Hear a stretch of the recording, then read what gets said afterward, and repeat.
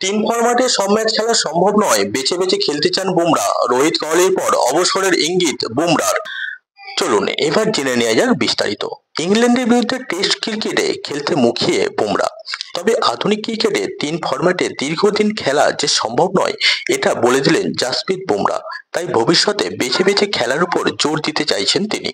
একই সঙ্গে জানিয়েছেন ৩ বছর বাদে অলিম্পিকেও খেলতে আগ্রহী বুমরা। একটি পডকাস্টে অস্ট্রেলিয়ার প্রাক্তন অধিনায়ক মাইকেল ক্লার্কের প্রশ্নের উত্তরে বুমরা বলেছেন, দীর্ঘদিন ধরে সব ফরম্যাটে খেলে যাওয়া যে কোনো ক্রিকেটারের পক্ষেই বেশ কঠিন।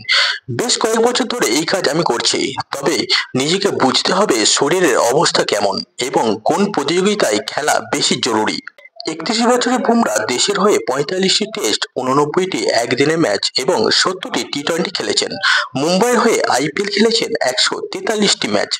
বুমরা আরো বলেছেন, আপনাকে বেছে বেছে খেলতেই হবে। শরীরকে কিভাবে ব্যবহার করবেন সেটা বুঝতে একটু বুদ্ধি কাজে লাগাতে হবে। ক্রিকেটার হিসাবে আমি কোনো ম্যাচই ছাড়তে রাজি নই। সব ম্যাচে খেলতে চাই। এই মুহূর্তে আমার ফিটনেস ঠিক আছে।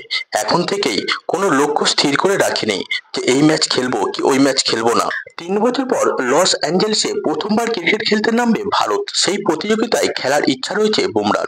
বলেছেন, শুনেছি পরের অলিম্পিক্সে ক্রিকেট হবে। বাকিদের মতো আমিও সেদিকে তাকিয়ে আছি। কে ভেবেছিল অলিম্পিক্সের মধ্যে ক্রিকেটও অন্তর্ভুক্ত হবে? আমার কাছে তার বিষয়টা বেশ উত্তেজক।